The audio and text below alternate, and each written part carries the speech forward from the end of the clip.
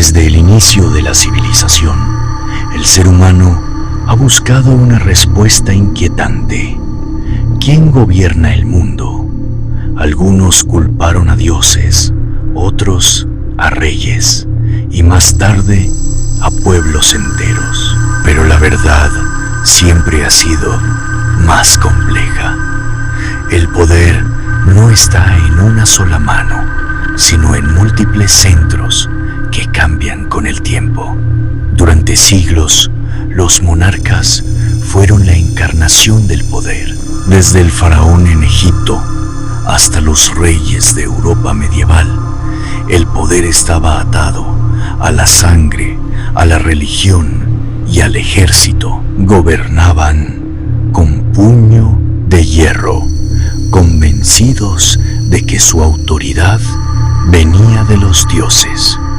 Pero con el comercio y las rutas marítimas surgió una nueva forma de poder: el dinero. Los banqueros de Florencia en el siglo XV, las casas financieras de Ámsterdam en el siglo XVII y la Bolsa de Londres en el siglo XVIII comenzaron a dictar el rumbo de reinos enteros. En el siglo XIX, las fábricas reemplazaron a los palacios. Familias industriales como los Rockefeller en Estados Unidos o los Rothschild en Europa acumularon fortunas que superaban a las de muchos reinos. El poder ya no vestía corona, vestía traje. Los grandes imperios británico, francés, español extendieron sus dominios por todo el planeta. Gobernaban con ejércitos, pero también con compañías.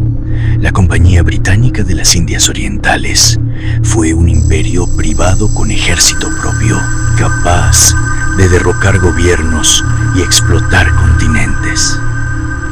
El siglo XX comenzó con fuego. 2 guerras mundiales destruyeron el viejo orden de reyes e imperios y dieron paso a un nuevo mapa del poder. Estados Unidos y la Unión Soviética emergieron como superpotencias y la batalla por dominar el mundo se transformó en Guerra Fría. Tras la Segunda Guerra Mundial surgieron instituciones globales: el Fondo Monetario Internacional, el Banco Mundial y más tarde la Organización Mundial del Comercio. Con préstamos y deudas comenzaron a decidir el destino económico de países enteros. El presidente Dwight Eisenhower lo advirtió en 1961, el complejo militar industrial había nacido. Una red de empresas armamentísticas, políticos y ejércitos que condicionaban guerras, presupuestos y tecnologías. En la segunda mitad del siglo XX, el petróleo se convirtió en el oro negro. Países productores como Arabia Saudita o Irak, junto a compañías como Exxon o BP, marcaron la agenda internacional. El control de la energía significaba el control del planeta.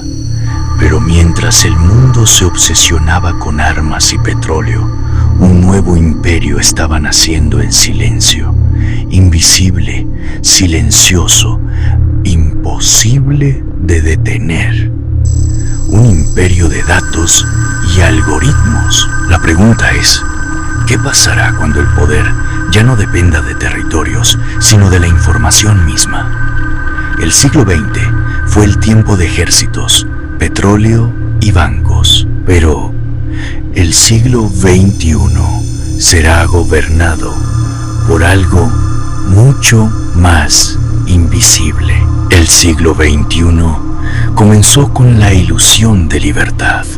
Internet prometía ser un espacio abierto, sin fronteras, donde cada voz podía ser escuchada. Pero lo que parecía un océano democrático se convirtió en el terreno perfecto para levantar imperios aún más poderosos que los de reyes banqueros o magnates del petróleo. En el corazón de California, un valle lleno de garajes se convirtió en la cuna del nuevo poder global.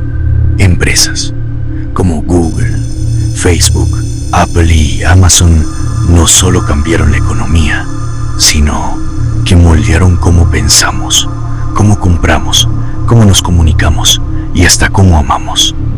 Si el siglo XX fue gobernado por el petróleo, el siglo XXI pertenece a los datos. Cada clic, cada búsqueda, cada fotografía compartida se transforma en un recurso invaluable. Hoy, las grandes corporaciones saben más de nosotros que nosotros mismos. Los algoritmos no son simples programas, son fórmulas invisibles que deciden qué noticias vemos, qué productos compramos, a quién votamos y hasta con quién interactuamos.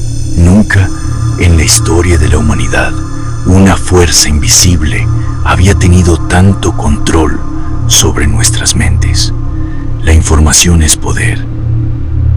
Y en un mundo donde los medios tradicionales conviven con las redes sociales, la batalla por controlar la narrativa se vuelve feroz. Gobiernos, corporaciones y líderes compiten por conquistar no territorios, sino nuestra atención.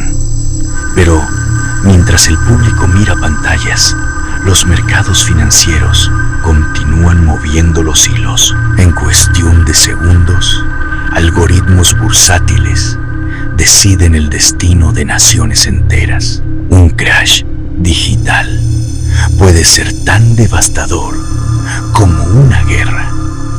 La salud también se convirtió en un negocio de proporciones planetarias. Corporaciones farmacéuticas controlan precios, patentes y acceso a medicinas, convirtiéndose en jugadores claves en la política y en la vida de millones. La inteligencia artificial no es el futuro, es el presente. Desde los coches autónomos hasta los sistemas de vigilancia, la IA toma decisiones invisibles que afectan a millones de personas. La pregunta es, ¿quién controla a la inteligencia que pronto controlará todo? El poder hoy no se limita a corporaciones. China y Estados Unidos compiten por liderar el mundo tecnológico, militar y financiero. Una guerra silenciosa de chips, satélites y telecomunicaciones marca el rumbo del planeta. El poder ya no es visible, no lleva corona ni uniforme. Está en consejos privados, en servidores ocultos, en algoritmos que nunca vemos. Quizá la verdadera pregunta no sea quién gobierna el mundo, sino si aún queda alguien gobernando o si ya hemos entregado nuestro destino a máquinas y corporaciones invisibles. Reyes, banqueros, ejércitos y corporaciones, todos han gobernado en distintos momentos. Pero hoy, tal vez, lo que gobierna ya no es humano. La pregunta es, ¿estamos listos para aceptarlo? Hemos recorrido siglos de imperios, guerras y revoluciones. Hemos visto cómo los reyes fueron reemplazados por banqueros, cómo el petróleo dictó el destino de naciones y cómo los algoritmos hoy deciden lo que pensamos. La pregunta ya no es si alguien gobierna el mundo, sino si aún tenemos control sobre nuestro propio destino. Si quieres descubrir más verdades ocultas, más historias que nadie se atreve a contar, suscríbete ahora, activa la campana y acompáñame en este viaje hacia lo desconocido, porque lo que viene es todavía más perturbador.